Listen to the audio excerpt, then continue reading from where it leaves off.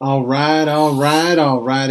What is going on, everybody? My name is Pete, but you probably already knew that. But in case you didn't, you guys are watching the one and only Paid to Drive and Pay to Drive Vlogs, day number 1145 coming at you. I hope you're all doing well. If you are a delivery driver in this gig economy for apps like GrubHub, DoorDash, Postmates, Uber Eats, or any of the others, you should definitely be subscribed to this channel. I'll give you a second right down there below the video. Hit that red subscribe button.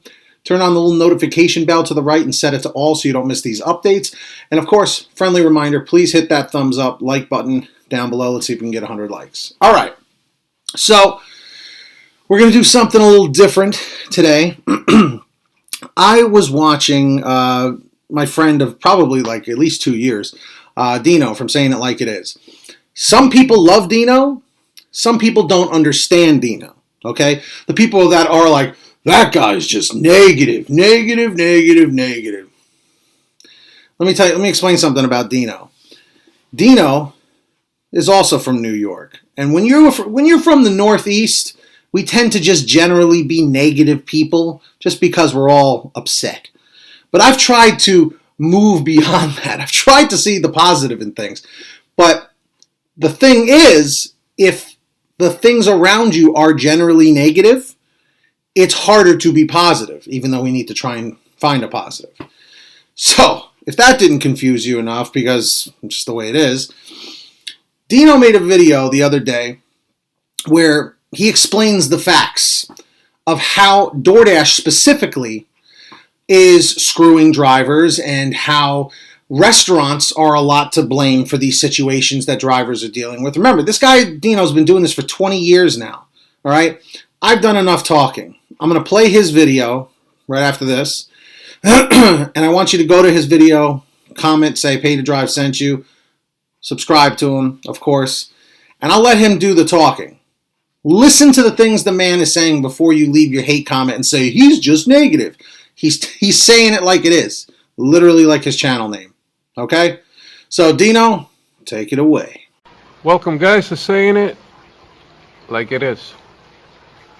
Before I begin today, I want to talk about the video with the DoorDash lady about the complaining to the customer about the $8 tip, that she had to drive 12 and a half miles and she took her 45 minutes and she took the food with her.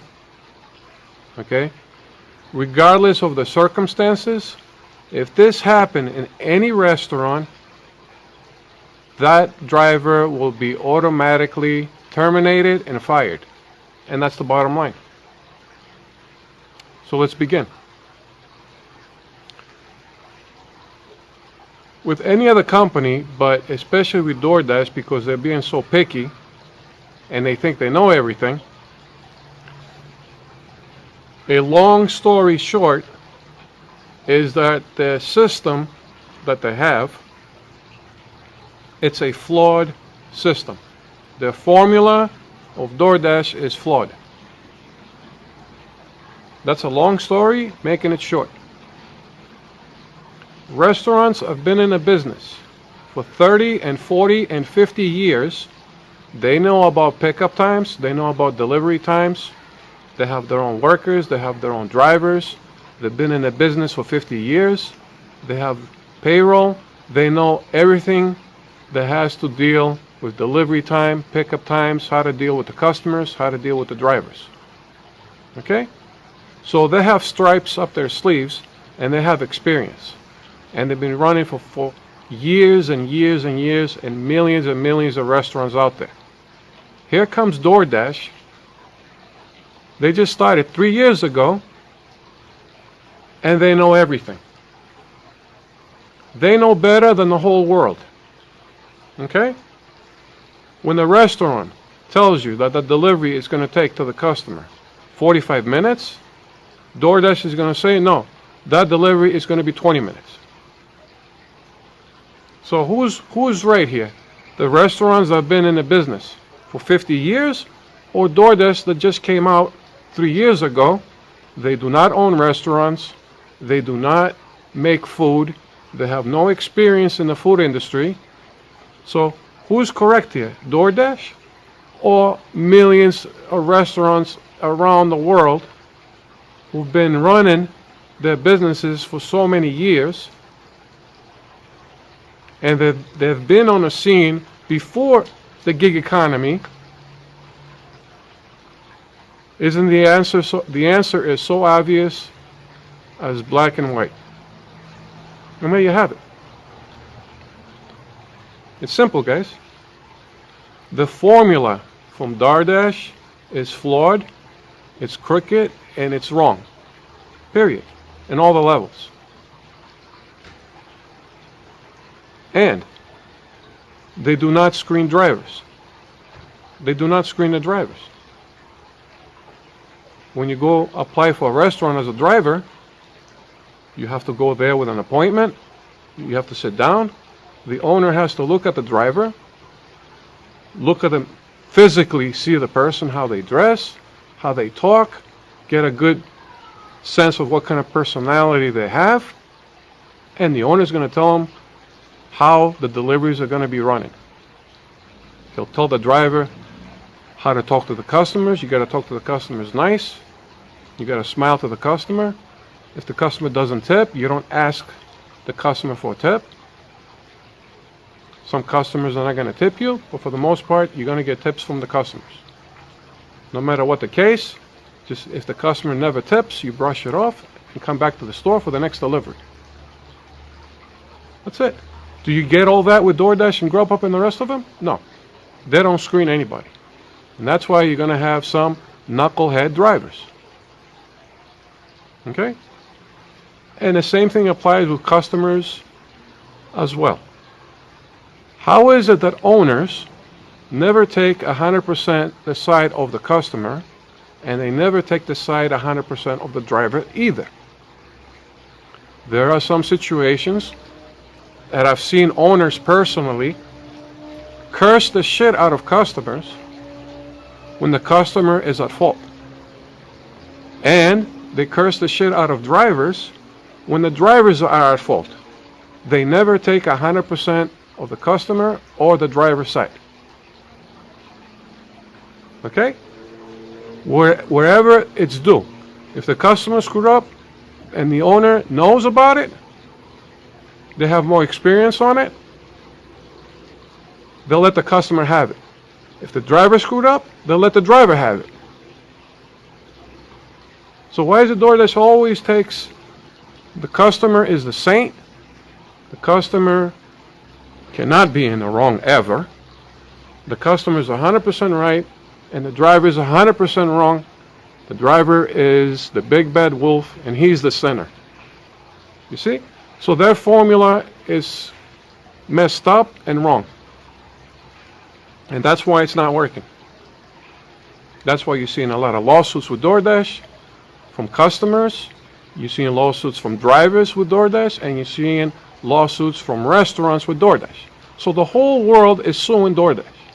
There's got to be a reason. And the evidence is right there. And there's the facts. The facts are right there. The facts speak for themselves. It's just plain and simple. You tell me, well, how is DoorDash and GrubHub, how can they screen workers? They have offices in every state. They can have 3 or 4 drivers a day show up at the GrubHub or DoorDash office for an evaluation. Have them sit down. Look at them face to face, mano a mano. Okay? Get a look at them, see how they dress, how they talk, the personality, to get a sense of this guy, even though he's an independent contractor, he's going to be representing us because he's going to be holding that DoorDash bag or that GrubHub bag, and it has our name on it. So even though he's an independent contractor, our name is on that bag. Our reputation is on the line. We want to make sure we got decent drivers. But they don't do that. They'll just hire anybody. And usually the good drivers are the ones who get deactivated, and the screwballs like her, who complain about $8 and take the food back, she's probably still working for DoorDash. How about them apples? So their formula with DoorDash, it sucks. Their formula is flawed, and it's wrong. And that's why it's not working. Okay? Mr. Tony Shu, because you have a college degree, you do not know everything. Okay? The restaurants have been doing this 30 and 40 and 50 years before you showed up in the scene. Before you showed up on the scene doing the deliveries, you're telling me you just came on the scene 3 years ago and you know that that's going to take 20 minutes. Well, everybody in the world is saying 45. You know better. All of a sudden, 3 years you've been in this company with DoorDash, you guys know better. And the people who've been doing this for more than 50 years, they're all wrong, and DoorDash is right. Do you see that there's a problem with that? Anybody can see there's a problem with that. It's obvious. It's obvious. It's simple, and the facts speak for themselves. And that's it. And the stuff about Pete from Pay to Drive, he talks about that how people don't get it. Okay? I'll make another video about that. And I'll tell you why that goes on. Okay? So some of these people think they live in a land of unicorns and rainbows. We're not living in that utopia. Okay? They don't see how the whole world is screwed up and how messed up it is. But that's a story for another video. The fact is, when you pick up food from franchise restaurants like Burger King, Taco Bell, what's the other one? Five Guys, Chick-fil-A, compared to the pickup times from regular restaurants, they're two different animals. The franchise restaurants, they make the order when the driver shows up. And that's when they begin the order. That's how they have their system set up. Chick-fil-A, they don't start the order until you show up. Burger King, they don't start the order until you show up. Popeyes, the same thing. When you go to other restaurants, they already started making the order before you showed up. And most of the time with those regular restaurants, when you show up, the order can be ready and they give it to you and it's right there and it's ready. But with the other franchise restaurants, it's never the case. You have to wait. So why are you giving 20 minutes for a restaurant with the same distance to the customer? Let's say, for an example, 20 minutes from that Chick-fil-A to that house, compared to another restaurant that has a different time, the way they make the orders. You're giving that 20 minutes compared to the Chick-fil-A one. You see what I'm saying? You're giving the same delivery time from restaurants who make the orders after the driver shows up, compared to the restaurants where they make the order can be almost ready, or it is ready when you show up. Those are two different times. There's different types of restaurants making food in totally different times. But the delivery time is the same for that distance. That formula is a childish formula in all levels. They're running it like a high school kid. That's what DoorDash is. The behavior of a high school kid. That's it, period. On every level. They send you notifications. Do you have 2 items in that bag? While on the app it says, please do not open the bag. Well, I'm going to have to open the bag to see if there's 2 items in there. No, do not open the bag. The bag is sealed, please do not open the bag. Okay. And then again they ask you, but do you have those 2 items? I mean, it's a game of cat and mouse with DoorDash. It's like a game of 10-year-olds. If we cannot open the bag to see if there's 2 items of that item in the bag, how are we going to know? X-ray vision? We're going to look through the bag and see if there's 2 items in there? We have to open the bag and physically look in there. Some smart ass is going to come out and say, well, you could ask the people there at the restaurant. I'm way ahead of you. I've been doing food business for 20 years. If you ask anybody there if all the items in the bag, you know what they're going to say? They're going to say, yeah, everything is in there, so they can brush you off, so they can get you out of the way because they're busy and they got to do something else. And there it is. You're never going to win this battle. The driver is not responsible for the items that are in the bag, period. You're not a packer. You're independent contractor delivery. That falls on the restaurant. Anything that's missing in there, it falls under the packer. Okay? DoorDash can say all they want, make sure if there's food and that. That's not your job. You're a driver. You're not a packer. Period. So on every aspect and level, the way they have running their formula and all avenues in there, it's running wrong. And it's flawed and it's not working, and we're seeing the results. We're seeing the results. So there it is, guys. It's just so simple. It's so simple and easy. The answer is the system sucks. Mr. Tony Shu, he never sat down, take some time off, have a social visit, go to your local restaurant, sit down with one of the owners, order a drink, and talk with the owner and get an idea of how businesses are running, how delivery times work, what time they give to the restaurant, what the restaurant time gives to the customer for deliveries, and get an idea of how to run your company. And then run your company. Don't run your company because you got a degree from college and all of a sudden you know everything. And that's the problem. People getting these college degrees and they think they know everything, and then it bites them in the ass.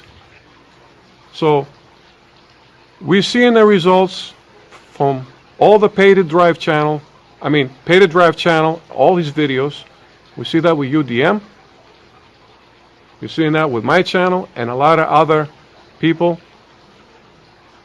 who have YouTube videos and all the complaints from all the drivers and customers. We're seeing all the news and articles about restaurants suing DoorDash and GrubHub, and drivers are suing DoorDash and GrubHub, and customers are doing the same thing. Why? Because the ultimate answer to all this is that their formula that they're using to run their business is wrong and needs to be fixed from the ground up. Period. That's it. And that's it for this video. In my next video, I'm gonna address about all that stuff that Pete is talking about, that he's trying to understand why people are giving him drama about why he says, oh, DoorDash this and DoorDash that, and all the negativity and all that. That's all there is right now. When their formula at the gig economy, it's crooked, it's wrong, and it's flawed, they're not fixing it, so you're gonna keep having the same issues also this year, and you're seeing a decline in their formula. As time goes by, things are getting worse and worse and worse and worse. So the answer is they need to destroy that formula that they have, and they need to come up with a new way of how to work their gig economy companies, how do they work their system. They need to fix the system, and the way they have it set up, they got to change it from the ground up. And that's it for today, guys, and I'll see you on the next video. There's negative Dino, negative Pete, right? Spitting the truth. Listen, guys, the truth has never been all about sunshine and rainbows. It is what it is. Everybody says, ooh, we scare everybody. Ooh, everybody's paranoid and everything. Guys, it's reality, man. We are living in some of the craziest times in history right now, at least the craziest of our lifetime for most of us. And the fact is this, these companies, just because like Dino says, Tony Shu, just because you got a college degree doesn't mean you know the restaurant industry. You knew how to build an app and to connect drivers with restaurants and customers, but why are drivers being deactivated left and right? It's not even the driver's fault most of the time. Now, literally, I'm getting emails every single day multiple emails every day of people telling me they're being deactivated, of people, and for the fraudulent thing, number one, that's like the number one thing, that people are dropping off orders and then they go around the corner and they get a call from DoorDash or GrubHub saying, oh, the customer said they didn't receive the order. Boom, deactivated. It's reality, guys. It's reality. If you don't want to hear it, don't watch the videos. What can I tell you? You got to wake up. Everybody's talking about getting woke or whatever. You got to wake up, guys. This is the reality of things. Seriously. But anyway, I just wanted to put that out there. Go check out Dino's video. I know this was a very, very long one. But I do have to thank all of our patrons over at patreon.com/PaidToDrive. We got Millard Norton at $100 per month, Ultimate Driver. And then, of course, we've got also, who do we got here? We've got Tulsa Todd, Heidi Barnes, Brian Pomeroy, William Boudreau, Justin Case, Sarah Keston, Alan G. Van Horn, Scott Freisner, Drew Hanor, Stephen Neely, Frank Haviland, Jason Casta, Sherry Cassidy, Terry DeLong, Anthony Bliss, Nick G, Jenny Thomas, Matt Epperson, and of course Terrence Pacheco. And of course, if you want to sign up, links in the pinned top comment or in the description. And of course, guys, comment 333 if you've signed up on the Get Upside Gas app. Comment 444 if you haven't yet.